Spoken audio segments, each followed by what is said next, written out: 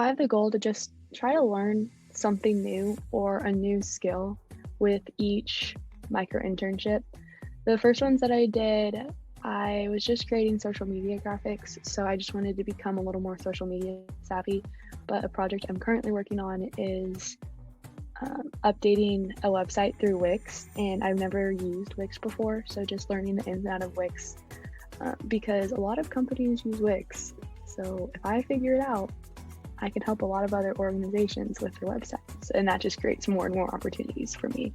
And then also, those are more technical goals, but like on the more like personal side of it, is just actually get to know the company and who I'm working for because relationships are really valuable, and you never know when that relationship either like might become like a friendship or professional relationship. So just always have the relation side in mind as well.